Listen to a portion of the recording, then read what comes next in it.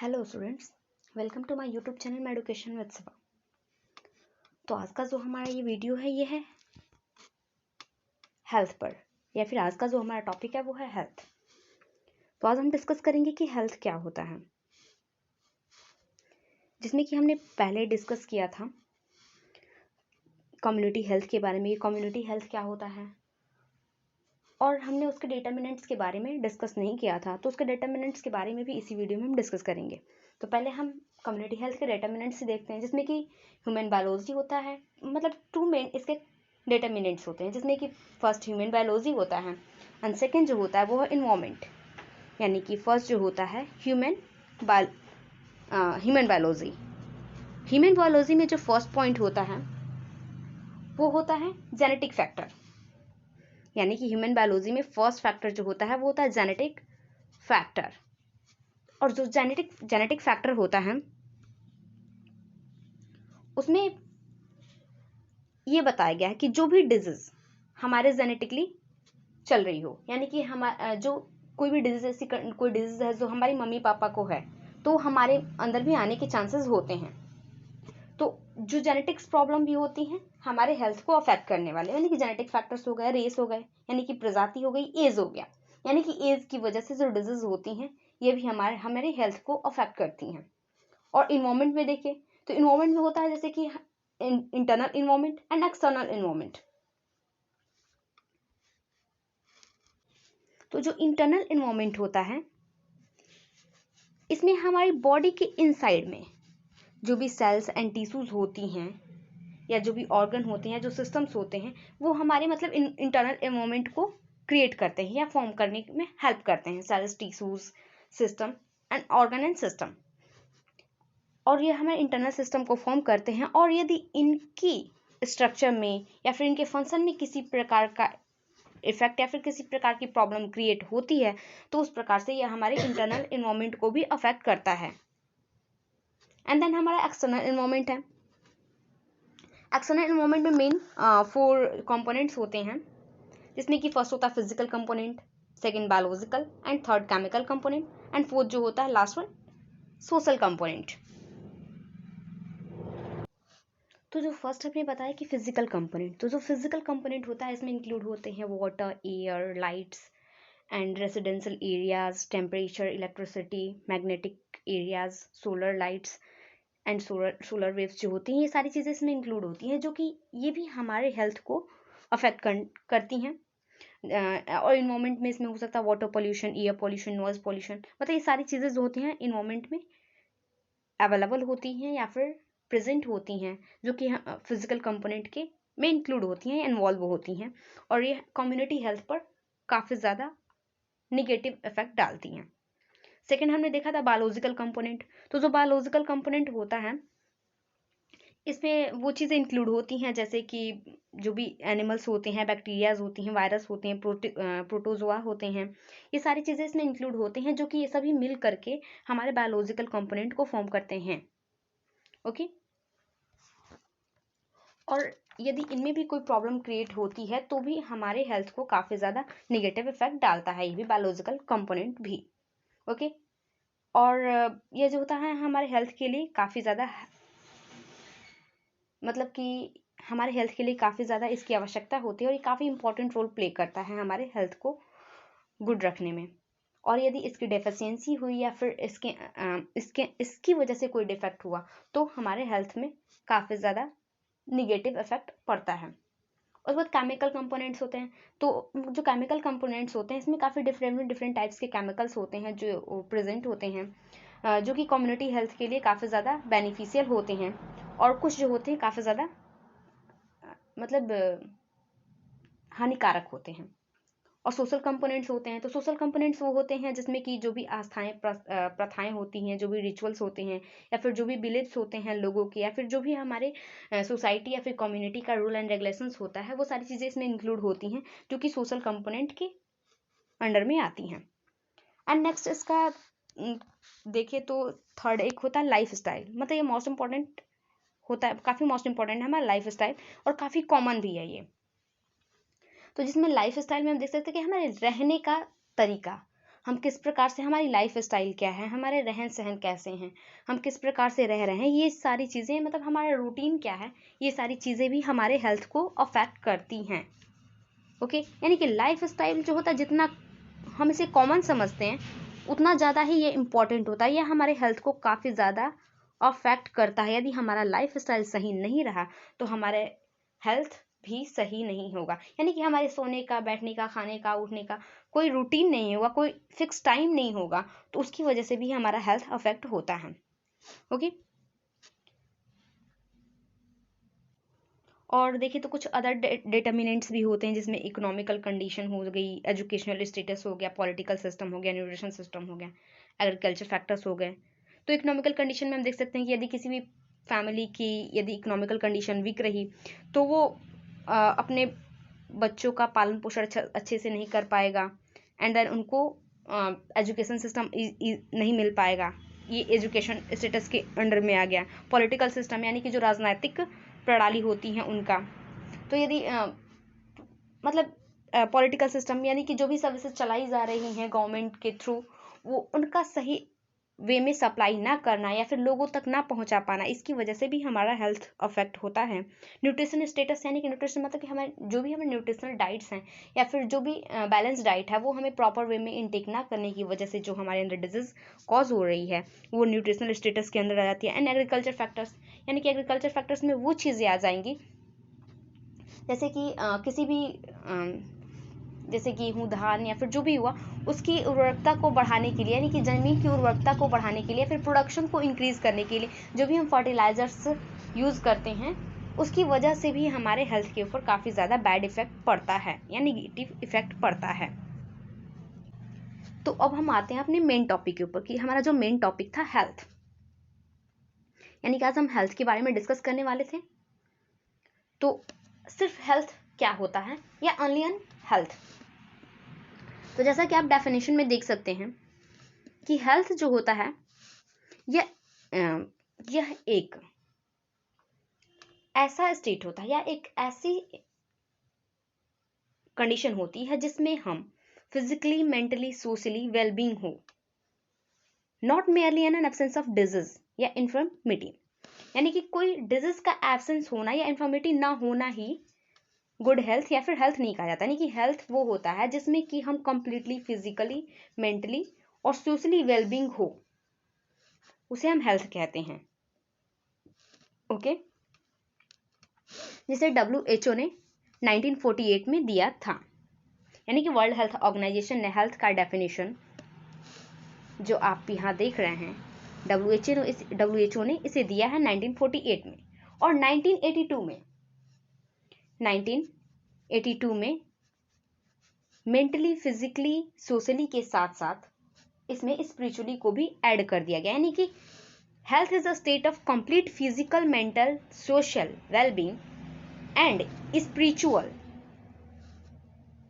And not merely N absence of disease और infirmity, यानी कि हेल्थ एक ऐसा स्टेट होता है जिसमें कि पर्सन जो होगा कंप्लीटली फिजिकली, मेंटली, सोशली और स्पिरिचुअली हेल्दी हो, और केवल डिजीज ही एब्सेंस होना हेल्थ नहीं कहलाएगा। मतलब केवल उसमें डिजीज एब्सेंस है इसका मतलब ये नहीं कि वो पर्सन हेल्दी है।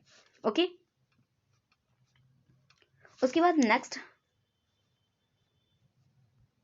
जो है वो है, अगर हम इसका नेक्स्ट डेफिनेशन देखें कि हेल्थ क्या होता है, तो उसमें हम देख सकते हैं या कह सकते हैं कि health is the condition of being sound in body, mind and spirit, specially freedom from physical disease और पेन, यानी कि हेल्थ जो होता है यह एक ऐसी कंडीशन होती है ह्यूमन बींग्स की या फिर किसी की भी, मतलब ये हेल्थ एक ऐसी कंडीशन होती है जिसमें साउंड एंड बॉडी, मतलब जो बॉडी की साउंड होती है, माइंड एंड स्पिरिट का, यानी बॉडी, माइंड एंड स्पिरिट की जो साउंड होती है, और स्पेशली देखें तो हम फिजिकली किसी डिजीज और पेन से फ्रीडम हो, मतलब free from disease and pain, और हमारा बॉडी, माइंड एंड स्पिरिट जो हो वो बिल्कुल पॉजिटिव एंड बीइंग साउंड में हो, तो उसे हम हेल्थ कहेंगे, यानी कि गुड हेल्थ या हेल्थ कहेंगे। यानी कि हेल्थ का मेनली डेफिनेशन हम देखें तो हेल्थ एक ऐसी कंडीशन होती है जिसमें पर्सन जो होगा physically, mentally, socially and spiritually wellbeing हो, उसे हम हेल्थ कहेंगे। केवल डिजीज का एब्सेंस होना ही हेल्थ नहीं कहलाता है। ओके, और सेकंड डेफिनेशन के अनुसार ये बताया जा रहा है कि हेल्थ जो होता है एक ऐसी कंडीशन होती है जिसमें कि हमारा body mind and spirit being sound, मतलब यह जो होता है बिंग साउंड हो, एंड और स्पेशली देखें तो हमारा जो फिजिकली है, यानी कि जो हमारा जो बॉडी है वो किसी भी पेन या फिर डिजीज उसमें प्रेजेंट ना हो, यानी कि absence of disease and pain, और बॉडी माइंड एंड स्पिरिट जो होगा वो बिंग साउंड हो, then that is called health. Okay, इसे वेब स्टार ने दिया था। ओके, एंड उसके बाद हम देखते हैं concept of health. Sorry, concept of health. तो हेल्थ का जो कॉन्सेप्ट है मेनली इसके 5 कॉन्सेप्ट हैं। ओके, मेनली तो इसे हम 4 ही पढ़ते हैं और ये 5th जो है इसे भी ऐड कर सकते हैं, मतलब मोस्ट इंपॉर्टेंट जो है ये 4 हैं। ओके, ये 4 इसके मोस्ट इंपॉर्टेंट कॉन्सेप्ट्स हैं, जिसमें फर्स्ट है बायोमेडिकल कॉन्सेप्ट। ओके, तो बायोमेडिकल कॉन्सेप्ट इसके बारे में मैंने डिटेल लिखा नहीं है, लेकिन आप लोग लिख लीजिएगा, मैं बता दे रही हूँ, इसके बारे में एक्सप्लेन कर दूंगी और आप लोग लिख लेंगे। ओके, तो बायोमेडिकल कॉन्सेप्ट जो होता है इसमें कि traditional health has been viewed as an absence of disease, and if one has free from disease then the person was considered healthy. This concept known as the biomedical concept has the basis on the germ theory of disease. एक germ theory है of disease की, germ theory of the disease, इसके basis पे biomedical concept को form किया गया है। इसमें उन्होंने बताया गया कि हेल्थ को व्यू किया जाता है किसी डिजीज का एब्सेंस होना, एंड मतलब कि यदि किसी पर्सन के अंदर कोई डिजीज नहीं है या फिर एब्सेंस ऑफ डिजीज, और यदि वो पर्सन फ्री, मतलब कि कोई भी फ्री फ्रॉम डिजीज है, और इस वजह से हम उसे उस पर्सन को ये कंसिडर करेंगे कि वो पर्सन हेल्दी है, यानी कि जिस पर्सन के अंदर यदि कोई डिजीज प्रेजेंट नहीं है, यानी कि एब्सेंस ऑफ डिजीज है, तो हम उस पर्सन को ये कंसिडर करते हैं कि वह पर्सन हेल्दी है। ओके, जर्म थ्योरी के अनुसार बायोमेडिकल कॉन्सेप्ट के अंदर में ये बताया गया था कि जिस पर्सन के अंदर कोई डिजीज नहीं, यानी कि फ्री फ्रॉम डिजीज हो, उसे हम हेल्दी कंसिडर करते हैं। और ये जो हमारा बायोमेडिकल कॉन्सेप्ट है ये जर्म थ्योरी ऑफ डिजीज के बेसिस पर फॉर्म किया गया, या फिर उसके बेस पे इसे दिया गया है। ओके, एंड देन नेक्स्ट जो है इकोलॉजिकल कंसेप्ट। अगर हम बायोमेडिकल कंसेप्ट के बारे में ज्यादा कुछ अगर कहें तो देखिए, जैसे कि लाइक अगर कोई डिजीज कंडीशन होती है, तो मान लीजिए कोई माइक्रो ऑर्गेनिजम्स की वजह से डिजीज हो रही है, देन तो क्या हुआ कि बॉडी में कोई माइक्रो ऑर्गेनिज्म इंटर किया, यानी कि माइक्रो ऑर्गेनिज्म इंटर करेगा, तो जब माइक्रो ऑर्गेनिज्म इंटर करेगा बॉडी में, ह्यूमन बॉडी, ठीक है, और जब माइक्रो ऑर्गेनिज्म ह्यूमन बॉडी में इंटर कर रहा है तो वो क्या करेगा, डिजीज को कॉज करेगा, यानी कि डिजीज कॉज करेगा। ओके, तो वो हमारा आ गया कि उसके अंदर कोई डिजीज प्रेजेंट हो गई, तो उसे बायोमेडिकल कॉन्सेप्ट के अंदर बताया गया कि जब कोई माइक्रो ऑर्गेनिज्म इंटर कर रहा है तो कोई डिजीज कॉज हो रही है। और बायोमेडिकल कॉन्सेप्ट में ये जर्म थ्योरी ऑफ डिजीज पर बेसिस है, और इसमें ये बताया गया कि जिस पर्सन में किसी प्रकार की कोई डिजीज नहीं है तो उसे हम कंसिडर कर सकते हैं कि वो पर्सन हेल्दी है। ओके, उसके बाद इकोलॉजिकल कंसेप्ट। तो इकोलॉजिकल कंसेप्ट जो है उसके अकॉर्डिंग बताया गया कि the ecologist put forward an attractive hypothesis which view the health has a dynamic equilibrium between man and his environment.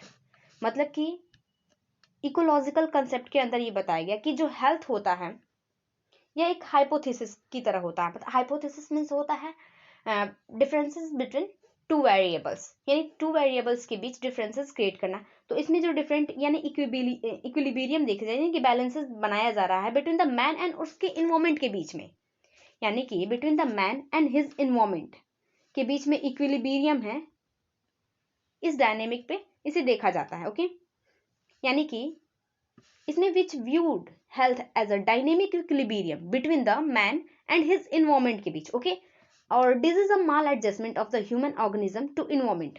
और यदि कोई डिजीज एक माल एडजस्टमेंट होती है, मतलब डिजीज माल एडजस्टमेंट है, जिस भी वर्ड के आगे यदि माल लग जा रहा है यानी कि उसमें कोई एबनॉर्मलिटी है, कोई डिजीज कंडीशंस प्रेजेंस है इस पे, तो यहाँ पे देख रहे disease maladjustment of the human organism to environment. Okay, and then next है the ecological concept raises to issues. और जो इकोलॉजिकल कंसेप्ट है ये 2 इशूज को रेज करती है, जिसमें फर्स्ट है इम्परफेक्ट मैन। इम्परफेक्ट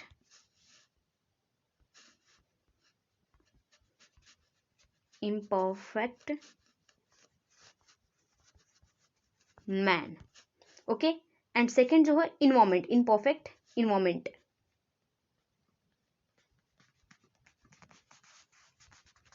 तो जैसे कि हम इसमें ही कह सकते हैं कि यदि इम्परफेक्ट मैन यदि इम्परफेक्ट हो गया, यानी कि कोई डिजीज वगैरह प्रेजेंट होंगी, तो इकोलॉजिकल कंसेप्ट के अंदर ये बताइए कि यदि कोई डिजीज मैन के अंदर प्रेजेंट हो सकती है या फिर इन्वायरमेंट से के थ्रू, इन्वायरमेंट यदि हमारा नीट एंड क्लीन क्लियर नहीं होगा तो उसकी वजह से भी पर्सन्स जो है अफेक्ट हो सकते हैं। तो इसका बताया गया कि so in the view of ecologist health problems occur due to the environmental pollutions और मैन्स माल एडजस्टमेंट और इम्परफेक्ट मैन इन्वायरमेंट। यानी कि इसमें यह बताया गया कि इकोलॉजिस्ट हेल्थ प्रॉब्लम्स जो होती हैं वो अकर होती हैं इन्वायरमेंटल पॉल्यूशन की वजह से और लोगों की वजह से, उनके माल एडजस्टमेंट की वजह से, या फिर उनका इम्परफेक्ट मैन इन्वायरमेंट हो तो उसकी वजह से ये होती हैं। ओके, उसके बाद नेक्स्ट जो हमने देखा साइको सोशल कॉन्सेप्ट।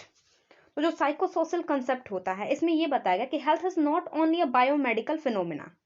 मतलब हेल्थ जो होता है यह केवल बायोमेडिकल फिनोमिना नहीं है, यह केवल बायोमेडिकल मतलब कि यह हमारे केवल फिजिकल से ही नहीं मतलब है इसका। हेल्थ एक बायोमेडिकल फिनोमिना नहीं है but one which is influenced by social. और यह जो होता है सोशली इन्फ्लुएंस्ड होता है, यानी कि सोशली प्रभावित होता है, साइकोलॉजिकली प्रभावित होता है, cultural, economical and political factors of the people concern. मतलब यह जो होता है यह केवल बायोमेडिकल फिनोमिना नहीं होता है, यह हमें socially, physically, psychologically, culturally, economically, political factors की वजह से भी हमें अफेक्ट करता है। ओके, साइको सोशल कॉन्सेप्ट के अंडर में हमें यह बताया गया कि जो हमारा हेल्थ होता है वह केवल बायोमेडिकल फिनोमेना की वजह से ही प्रभावित नहीं होता है, बल्कि वह social, psychological, cultural, economic, political factors की वजह से भी प्रभावित होता है। ओके, एंड देन नेक्स्ट हमें बताया गया हॉलिस्टिक जिसे हम कोऑर्डिनेटिंग कॉन्सेप्ट के नाम से भी जानते हैं। तो हॉलिस्टिक में बताया गया कि the holistic model is a synthesis of all the above concepts. मतलब कि ऊपर हमने जो भी कॉन्सेप्ट्स पढ़े हैं उनका यह एक सिंथेसिस है, यह एक सिंथेसिस मॉडल है उनका। It recognise the stronger of social, economical, political and environmental influences on health. मतलब इसमें रिकॉग्नाइज्ड किया गया है stronger of social, economical, political और इन्वायरमेंटल जो प्रभाव पड़ रहा है हमारे हेल्थ पर, उसको स्ट्रॉन्गली रिकॉग्नाइज किया गया है इसके अंडर में। And the holistic approach implies that all sectors of society. और जो भी होलिस्टिक अप्रोचेस होते हैं वो सोसाइटीज के सभी सेक्टर्स को अफेक्ट करते हैं ऑन हेल्थ। और इन द पार्टिकुलरली अगर इसे हम देखें तो एग्रीकल्चर में, एनिमल हस्बेंड्री में, फूड में, इंडस्ट्रीज में, एजुकेशन में, हाउसिंग में, पब्लिक वर्क्स में, कम्युनिकेशंस में एंड अदर सेक्टर्स को भी यह अप्रोच करते हैं। Okay, the emphasis is on the promotion and protection of health. और मतलब जो होता है ये प्रमोशन करता है एंड प्रोटेक्शन करता है हेल्थ का, होलिस्टिक कंसेप्ट के अंडर में ये बताया गया। और उसके बाद नेक्स्ट कंसेप्ट जिसमें कि हमने लिखा है कि फिफ्थ कंसेप्ट ऑफ वेलबींग। यानी कि हमारा वेलबींग होना, यानी कि हमें physically, mentally, socially, spiritually wellbeing होना कंसेप्ट ऑफ वेलबींग के अंदर बताया गया। उसके बाद नेक्स्ट है डायमेंशंस ऑफ हेल्थ। तो डायमेंशंस ऑफ हेल्थ जिसमें कि फर्स्ट है physical, second mental, social, spiritual, emotional, vocational and कुछ अदर डायमेंशंस भी हैं। तो फिजिकल डायमेंशंस में यदि हम देखते हैं तो फिजिकल डायमेंशंस जो होता है इसमें बताया गया है कि physical health means perfect function of the body in which each organ is working in harmony with an maximum capacity. यानी कि फिजिकल हेल्थ मीन्स होता है परफेक्ट फंक्शनिंग हो हमारी बॉडी का, जिसमें हमारे जो भी ऑर्गन्स है बॉडी के वो प्रॉपर वे में काम करें और मैक्सिमम मतलब उनकी मैक्सिमम यूज हो सके या फिर मैक्सिमम कैपेसिटी हो वर्क करने की। ओके एंड देन बताया गया कि physical health is achieve by the exercise. और फिजिकल हम हेल्थ किस प्रकार से अचीव कर सकते हैं, तो एक्सरसाइज के थ्रू अचीव कर सकते हैं, हेल्दी डाइट के थ्रू, एडिक्वेट रेस्ट के थ्रू एंड स्लीप, और कोई स्मोकिंग वगैरह ना करे और अल्कोहल वगैरह इनटेक ना करे, तो इसकी वजह से हम अपने फिजिकल हेल्थ को अचीव कर सकते हैं। Okay to maintain proper physical health there is need for taking safety precautions. यदि हम मतलब हमें अपना फिजिकल हेल्थ मेंटेन करना है प्रॉपर वे में, तो कुछ सेफ्टी प्रिकॉशंस होते हैं मतलब कि अचीव करने के लिए या फिर मेंटेन करने के लिए हमें इन सेफ्टी प्रिकॉशंस को फॉलो करने होंगे, जिसमें कि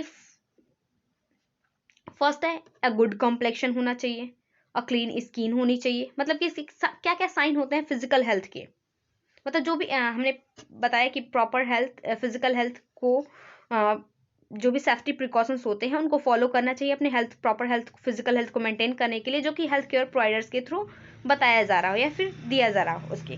और फिजिकल हेल्थ के क्या साइन होते हैं, तो एक गुड कम्प्लेक्शन होगा, क्लीन स्किन होगी, ब्राइट आइज होंगी, फैटी नहीं मतलब ओबेस पर्सन नहीं होगा, एंड देन कह सकते हैं कि जो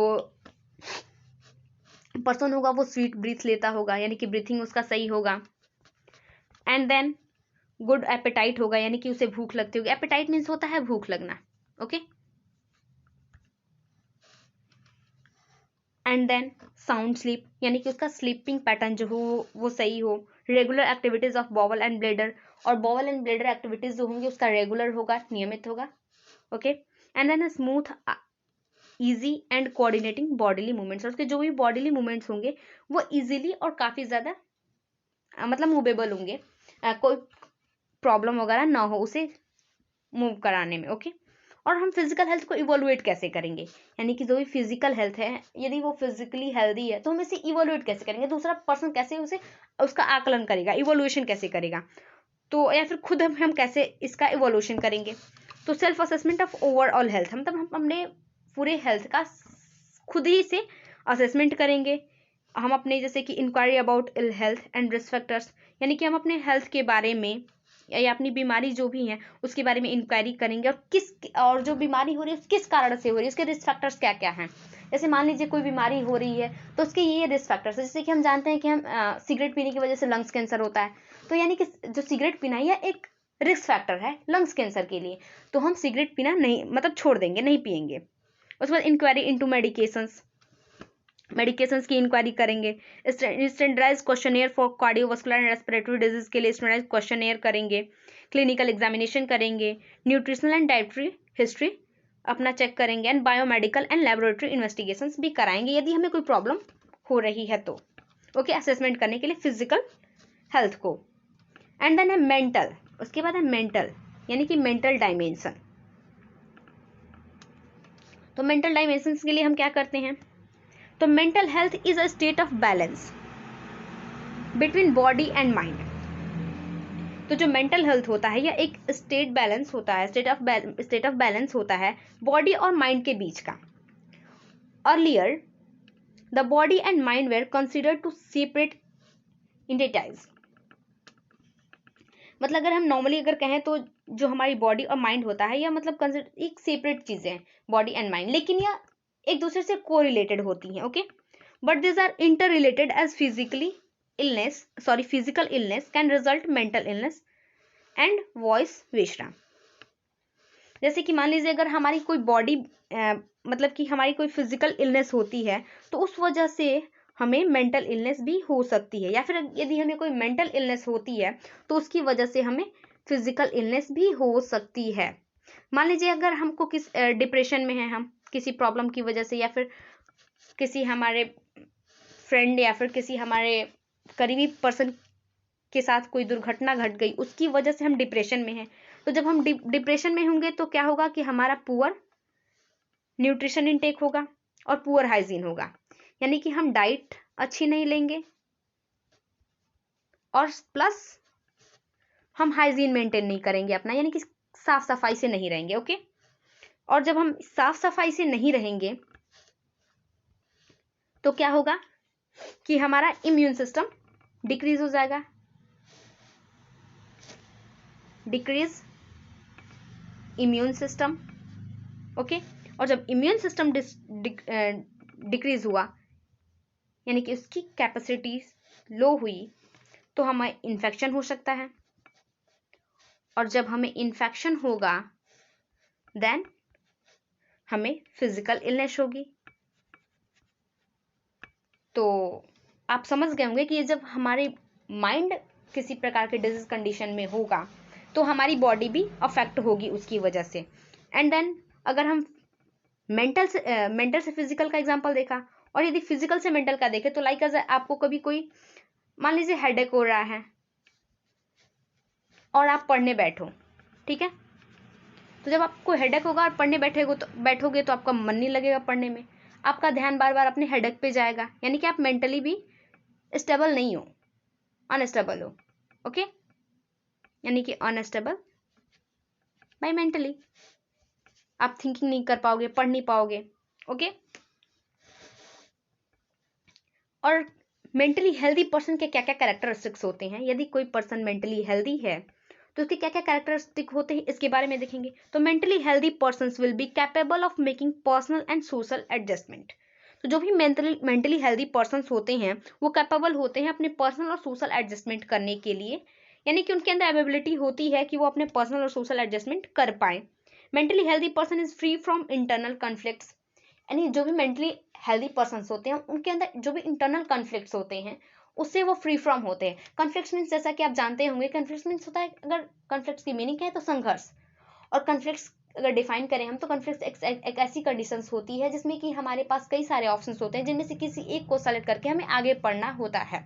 ओके, इसके बारे में हम कॉन्फ्लिक्ट्स के बारे में कभी आगे किसी एक वीडियो बना देंगे जिसके बारे में डिटेल्स में हम आपको बता देंगे कॉन्फ्लिक्ट होता क्या है। ओके, कॉन्फ्लिक्ट्स भी कई टाइप्स के होते हैं तो इसके बारे में हम नेक्स्ट वीडियो में डिस्कस कर सकते हैं, आगे किसी वीडियो में हम इसके बारे में डिस्कस कर लेंगे, ये एक साइकोलॉजी का टॉपिक हो जाता है। ओके, उसके बाद देखते हैं he faces problems and tries to solve them intelligently, यानी कि जो भी उसके लाइफ में प्रॉब्लम्स आ रही है तो उसको वो फेस करेगा और उसे सॉल्व करने की, इंटेलिजेंटली सॉल्व करने की कोशिश करेगा या फिर सॉल्व कर भी लेगा। he has good self control, balances rationally and emotionally, यदि वो कभी इमोशनली या रेशनली डिस्टर्ब होता है तो वो सेल्फ कंट्रोल कर लेगा, गुड सेल्फ कंट्रोल बैलेंसेस होगी उसके अंदर। Okay, and he knows himself his needs problems and goals, और वह जानता होगा अपने बारे में, अपनी नीड्स के बारे में, अपनी प्रॉब्लम्स के बारे में, अपने गोल्स के बारे में ओरिएंटेड होना चाहिए। He has a strong sense of self esteem, और उसके सेल्फ स्टीम का स्ट्रॉन्ग सेंस उसके अंदर होना चाहिए। ही सर्चेस फॉर आइडेंटिटी, और उससे अपनी आइडेंटिटी पता हो और वो अपनी आइडेंटिटी की खोज करे, सर्चेस करे। And he lives a well balanced life, means able to maintain the balance between work, rest and recreation, और वो मतलब वेल बैलेंस्ड अपनी लाइफ को रखे, यानी कि वो अपनी रिक्रिएशंस को, रेस्ट को, वर्क को, उनके बीच वो बैलेंस बना सके। मतलब जो भी मेंटली हेल्दी पर्सन होगा वह अपने सभी कार्यों के बीच एक निश्चित समय मतलब अपना एक निश्चित शेड्यूल बना लेगा कि हमें इस समय में ये करना है, अपने रिक्रिएशंस पे भी ध्यान देगा, अपने वर्क पे भी ध्यान देगा, अपने रेस्ट पे भी ध्यान देगा, यानी कि सबको बैलेंस करके रखेगा। ओके, उसके बाद नेक्स्ट हम देखेंगे सोशल डायमेंशन, कि सोशल डायमेंशन क्या होता है। तो यदि हम सोशल डायमेंशन की बात करें तो an individual is socially healthy if he is able to maintain harmonious relationship with other member of society in which he lives, यानी कि एक इंडिविजुअल जो सोशली हेल्दी होगा यदि वह एबल हो, मतलब अपने रिलेशनशिप्स को मेंटेन करने के लिए, हार्मोनियस रिलेशनशिप जो होते हैं दूसरे लोगों से, उसके कम्युनिटी या सोसाइटी में जो भी लोग रह रहे हैं उनके बीच उसका अगर रिलेशनशिप अच्छा है या फिर मेंटेन करने में सही है, देन ये सोशल डायमेंशंस के और अंदर आता है। सोशल हेल्थ रूटेड एक पॉजिटिव मटेरियल इन्वायरमेंट होता है एंड पॉजिटिव ह्यूमन इन्वायरमेंट होता है जो कि कंसर्न होता है सोशल नेटवर्क के इंडिविजुअल्स जो भी होते हैं उनके सोशल नेटवर्क से, यानी कि social health rooted in positive material environment and positive human environment which is concerned with the social network of individual। यानी कि जो सोशल हेल्थ का जो रूट होता है या जो जड़ होती है वो दो होती हैं, positive material environment and positive human environment, जो कि सोशल नेटवर्क मतलब इंडिविजुअल के सोशल नेटवर्क से कंसर्न होती हैं। Okay, the social dimensions of health, मतलब जो भी सोशल डायमेंशंस होते हैं हेल्थ के, उसमें जैसे कम्युनिकेशन इंक्लूड होता है, respect, equality and social functioning include होते हैं। ओके, उसके बाद नेक्स्ट हम डिस्कस करेंगे स्पिरिचुअल डायमेंशन। तो स्पिरिचुअल मीन्स होता है कि in touch with deeper self and exploration the purpose of life, as people believe in some forces that transcend physiology and psychology of human beings। यानी कि spirituality means होता है कि जो पर्सन अपने आप को डीप यानी कि अपनी इनसाइड में जानता हो, खुद को अपनी इनसाइड में मतलब इनसाइड से जानता हो, अपने सेल्फ स्टीम्स को जानता हो, and exploration of purpose of life, और उसकी लाइफ का पर्पस क्या हो उसको एक्सप्लोर करता हो, और लोगों की बिलीव्स क्या हैं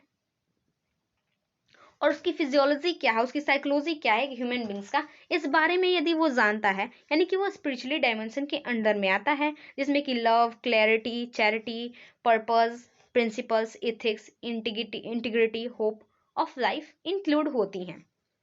मतलब कि स्पिरिचुअल डायमेंशन जो होता है इसमें जो पर्सन होगा उसे अपनी लाइफ का पर्पस क्या है, उसका लाइफ, उसके प्रिंसिपल्स क्या है, उसके एथिक्स क्या है, और वो अपनी लाइफ से क्या क्या होप्स रखता है, ये सारी चीजें इसके अंदर इंक्लूड होते हैं। यानी कि आध्यात्मिक रूप से स्पिरिचुअल मीन्स होता है आध्यात्मिक, यानी कि अपने सेल्फ स्टीम्स का उसे नॉलेज हो, तो ये आता है हमारे स्पिरिचुअल डायमेंशंस के अंदर में, जिसमें मेडिटेशंस होता है, प्रेयर्स होते हैं और स्पिरिचुअल गैदरिंग होता है organise to the maintain spiritual health को मेंटेन करने के लिए इसे किया जाता है कि मेडिटेशन करेंगे, प्रेयर्स करने के थ्रू, या फिर स्पिरिचुअल गैदरिंग करते हैं। ओके, एंड देन नेक्स्ट यदि हम देखें तो वो है इमोशनल। ओके, इमोशनल, तो इमोशनल डायमेंशन में हो जाता है कि इमोशनली हेल्दी जो होता है, जो पर्सन्स होते हैं वो मेंटल हेल्थ से, मतलब इमोशनल जो होता है ये मेंटल हेल्थ से रिलेटेड होता है, जिसमें कि काफी मतलब कि यह काफी मोस्ट इंपॉर्टेंट एलिमेंट होता है हेल्थ का।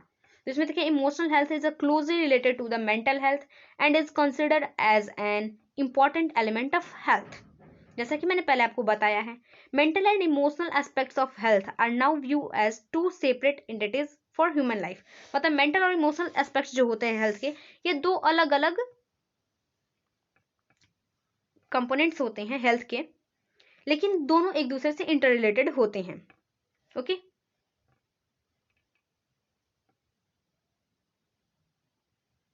जैसे कि cognition is related to the mental health, जो भी कॉग्निशन होते हैं मेंटल हेल्थ से रिलेटेड होते हैं, whereas emotional health is related to the feelings of a person. और इमोशनल हेल्थ जो होता है, जहाँ की मतलब इमोशनल हेल्थ जो होता है पर्सन की फीलिंग्स से अटैच्ड होता है या फिर रिलेटेड होता है। जैसे emotional health included an emotionally healthy person as a positive thinking करेगा and is capable of coping and adjusting self. यानी कि उसके अंदर कोई भी प्रॉब्लम, उसके सामने कोई भी प्रॉब्लम आती है या फिर कोई भी इमोशनल स्ट्रेस आता है तो वो उसके साथ कोप ऑफ करने में कैपेबल होगा और एडजस्ट करेगा खुद को। और and an emotionally healthy person participate in all the activities which are related to personal growth and his self esteem. और जो भी इमोशनली हेल्दी पर्सन होगा वो सभी एक्टिविटीज में पार्टिसिपेट करेगा जो कि उसके पर्सनल ग्रोथ और उसके सेल्फ स्टीम से रिलेटेड होंगी।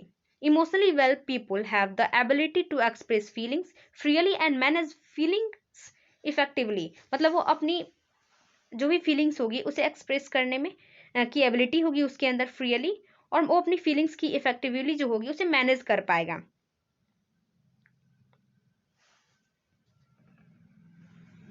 और जो भी मेंटली या फिर इमोशनली हेल्दी पर्सन होगा वो उसके अंदर वो अपने, जैसे कि अगर कोई चीज़ वो किसी से कुछ कहता है तो वो यदि मना भी कर देगा तो वो उस चीज़ को एक्सेप्ट कर पाए, उसके अंदर ये एबिलिटी भी होनी चाहिए।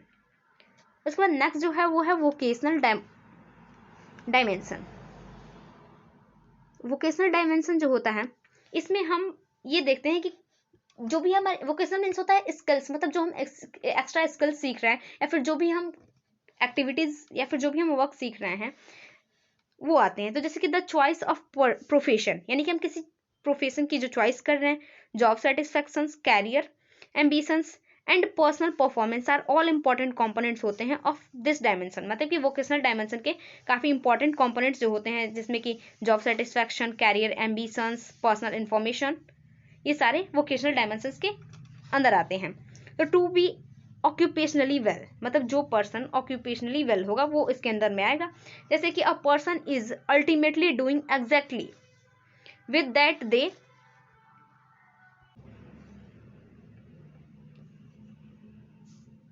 जैसा कि हमने देखा कि a person is ultimately doing exactly with what they want to do in life and are comfortable with their future plans। मतलब कि जो पर्सन ऑक्यूपेशनली वेल हो, तो एक ऐसा पर्सन जो वो जानता हो कि उसे क्या करना है, वो अपनी लाइफ में क्या करना चाहता है वो जानता हो, और वो अपने फ्यूचर प्लान के साथ कंफर्टेबल हो। यानी कि जिस पर्सन को अपने फ्यूचर प्लान्स पता हो, और वो जो काम कर रहा है या फिर वो क्या करना चाहता है अपनी लाइफ में, इस बात का उसे ज्ञान हो या उस बात की उसे जानकारी हो, यानी कि अपने सेल्फ एस्टीम के बारे में जो पर्सन जानता हो, सॉरी सेल्फ एस्टीम नहीं कह सकते, यानी कि उससे अपनी लाइफ का गोल या उसमें अपनी लाइफ में क्या करना है, इस बात से जो परिचित होगा, वो वोकेशनल डायमेंशंस के अंदर आता है। जिसमें कि पर्सन जो होगा अपनी किस मतलब जो उसका जो फ्यूचर प्लान होगा उसके अंदर कंफर्टेबल होगा, और वह उसे क्या करना है अपनी लाइफ में वो उससे एग्जैक्टली वो ये चीज़ जानता हो। ओके, एंड देन इसके कुछ इसे असेस कैसे करेंगे हम इसे, तो vocational dimensions of health can be assess by assessing the satisfaction level at job, यानी कि वो अपने जॉब से सेटिस्फाई है कि नहीं। यदि वो अपने जॉब से सेटिस्फाई है, इसका मतलब कि वो अपने आप को मतलब अपने जॉब लेवल से यदि वो सेटिस्फाई है, तो हम समझ सकते हैं कि हाँ वो अपने उसे क्या करना चाहता है अपनी लाइफ में वो जान चुका है, और वो पा चुका है वो चीज़। And facilities attach to the job, और जो भी फैसिलिटीज अटैच्ड है उसकी जॉब से वो भी उसके थ्रू भी। And behaviour of the management and administrator and of the colleagues at job, मतलब उसका मैनेजमेंट और जो भी एडमिनिस्ट्रेटर्स होते हैं या जो उसके कलीग्स हैं उनके साथ उसका बिहेवियर कैसा है, ये भी इसके थ्रू भी हम जान सकते हैं। ओके, एंड देन कुछ इसके अदर डायमेंशंस होते हैं, जिसमें कल्चरल डायमेंशन है, सोशियो इकोनॉमिक डायमेंशन है, एंड इन्वायरमेंटल डायमेंशन है, एजुकेशनल डायमेंशन है, न्यूट्रिशनल डायमेंशन है, प्रिवेंटिव डायमेंशन है। तो जिसमें कल्चरल डायमेंशन आता है, जिसमें कि हमारी जो भी कल्चर्स होती हैं, जो भी हमारे रीति रिवाज होते हैं, इसके अंडर में आते हैं। यानी कि कल्चरल डायमेंशन के अंदर वो चीज़ें आती हैं जो हमारी प्रथाएं हों, वो हमारे हेल्थ को जो भी इम्प्रूव करती हैं, वो इसके अंदर कल्चरल डायमेंशंस के अंदर आ जाती हैं, फिर मतलब उसके अफेक्ट करती हैं वो भी, एंड जो उसकी वजह से बेनिफिट्स हैं वो भी। एंड सोशियो इकोनॉमिक डायमेंशंस, यानी कि समाज की और मतलब सामाजिक आर्थिक स्थिति जो होती है उसकी वजह से जो हमें बेनिफिट एंड जो लॉस होता है उसकी वजह से भी हो सकता है, इन्वायरमेंट की वजह से, एजुकेशनल की वजह से, न्यूट्रिशनल एंड प्रिवेंटिव डायमेंशंस जो होते हैं ये भी हमारे हेल्थ को काफ़ी प्रभावित करते हैं। और यह हमारे मतलब जितना ज़रूरी कहें हमारे हेल्थ को इम्प्रूव करने के लिए है, उतना ही यह हमारे हेल्थ को अफेक्ट भी करते हैं। तो जैसा कि हमने आज हेल्थ के बारे में डिस्कस किया कि हेल्थ क्या होता है, एंड देन हमने उसके बारे में उसके कंसेप्ट के बारे में डिस्कस किया, एंड देन डायमेंशंस के बारे में डिस्कस किया। और आई होप आपको ये वीडियो समझ में आया होगा या फिर ये टॉपिक समझ में आया होगा, और यदि समझ में नहीं आया तो उसे आप रिपीट करके देखें। और यदि वीडियो पसंद आई हो तो प्लीज़ हमारे इस वीडियो को लाइक करें, शेयर करें, और हमारे चैनल को सब्सक्राइब करना ना भूलें। Thank you.